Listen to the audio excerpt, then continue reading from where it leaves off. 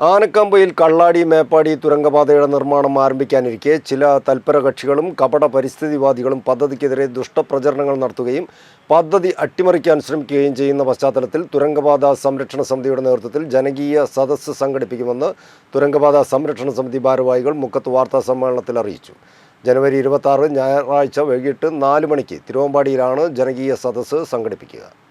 തിരുവമ്പാടി മണ്ഡലത്തിന്റെ സമഗ്ര വികസനത്തിനുതകുന്ന വയനാട്ടിലെ സാധാരണ ജനങ്ങളുടെ പതിറ്റാണ്ടുകളായുള്ള ഗതാഗത പ്രശ്നത്തിന് പരിഹാരമാവുന്ന കോഴിക്കോടിൻ്റെ കിഴക്കൻ മലയോര മേഖലയുടെ വികസനത്തിൽ സുപ്രധാന പങ്കുവഹിക്കുന്ന കേരളത്തിൻ്റെ സ്വപ്ന പദ്ധതിയായ ആനക്കാമ്പൊയിൽ കള്ളാടി മേപ്പാടി തുരങ്കപാതയുടെ നിർമ്മാണം ആരംഭിക്കാനിരിക്കെ ചില തൽപര കക്ഷികളും കപട പരിസ്ഥിതിവാദികളും പദ്ധതിക്കെതിരെ ദുഷ്പ്രചരണങ്ങൾ നടത്തുകയും പദ്ധതി അട്ടിമറിക്കാൻ ശ്രമിക്കുകയും ചെയ്യുന്ന പശ്ചാത്തലത്തിൽ തുരങ്കപാത സംരക്ഷണ സമിതിയുടെ നേതൃത്വത്തിൽ ജനകീയ സദസ്സ് സംഘടിപ്പിക്കുമെന്ന് തുരങ്കപാത സംരക്ഷണ സമിതി ഭാരവാഹികൾ മുക്കത്ത് വാർത്താസമ്മേളനത്തിൽ അറിയിച്ചു.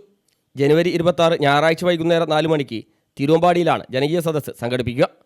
നമ്മുടെ നാടിനെക്കുറിച്ച് യാതൊന്നും അറിയാത്ത ഇവിടുത്തെ ജനങ്ങളുടെ ജീവിത പ്രയാസങ്ങളെക്കുറിച്ച് ലവലേശം പോലും ചിന്തയില്ലാത്തവരാണ് ഇത്തരം പ്രവർത്തനങ്ങളുടെ പിന്നിലെന്നും ഇതിനെ കക്ഷി രാഷ്ട്രീയ ഭേദമന്യേ ശക്തമായ ജനകീയ പ്രക്ഷോഭം കൊണ്ട് പരാജയപ്പെടുത്തേണ്ടതുണ്ടെന്നും തുരങ്കപാത സംരക്ഷണ സമിതി ഭാരവാഹികൾ പറഞ്ഞു.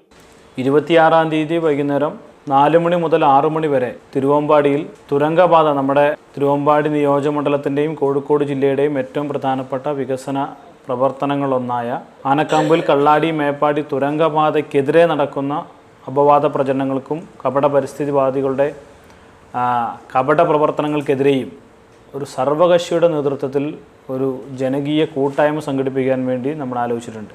തെറ്റായ നിരവധി പ്രചരണങ്ങൾ പ്രസ്തുത പദ്ധതിയുമായി ബന്ധപ്പെട്ടുകൊണ്ട് പരത്തുന്നതിനാവശ്യമായ തീരുമാനങ്ങൾ നിക്ഷിപ്ത താല്പര്യക്കാർ എടുത്തിട്ടുണ്ട്. അത് വ്യത്യസ്തമായ ചിന്താഗതികളുടെയൊക്കെ ഭാഗമായിട്ടായിരിക്കും. കാരണം ആനക്കാമ്പൊയിൽ കള്ളാടി മേപ്പാടി തുരങ്കപാത യാഥാർത്ഥ്യമാവുന്നതോടുകൂടി NHൻ്റെ ഒരു ചേഞ്ച് ഇങ്ങോട്ട് വരികയാണ്. NHൻ്റെ ഒരു ഡൈവേഷൻ ഇങ്ങോട്ടാണ് വരാൻ വേണ്ടി പോകുന്നത്. അപ്പോൾ സ്വാഭാവികമായിട്ടും പല നിക്ഷിപ്ത താല്പര്യക്കാരും അതുമായി ബന്ധപ്പെട്ട് നിൽക്കുന്നവരുണ്ടാവും. അവരുടെ കുതന്ത്രങ്ങളാവാം.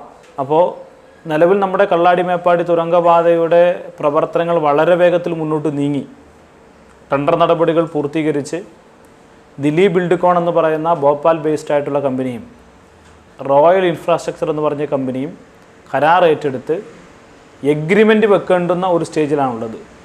തുരങ്കപാതയ്ക്കെതിരായ ദുഷ്പ്രചരണങ്ങളെ പ്രതിരോധിക്കുന്നതിനും വികസന വിരോധികളെ ഒറ്റപ്പെടുത്തുന്നതിനും നടത്തുന്ന പരിപാടിയിൽ എല്ലാ രാഷ്ട്രീയ പാർട്ടികളുടെയും ജില്ലാ നേതാക്കളും പൗരപ്രമുഖരും ജനപ്രതിനിധികളും പങ്കെടുക്കുമെന്നും വികസനത്തിന് മലയോര മേഖലയിലെ ജനങ്ങൾ ഒറ്റക്കെട്ടാണെന്നും കക്ഷി രാഷ്ട്രീയ ഭേദമില്ലെന്നുള്ള സന്ദേശമാണ് പരിപാടിയിലൂടെ സമൂഹത്തിന് നൽകാൻ ഉദ്ദേശിക്കുന്നതെന്നും തുരങ്കപാത സംരക്ഷണ സമിതി ഭാരവാഹികൾ വ്യക്തമാക്കി.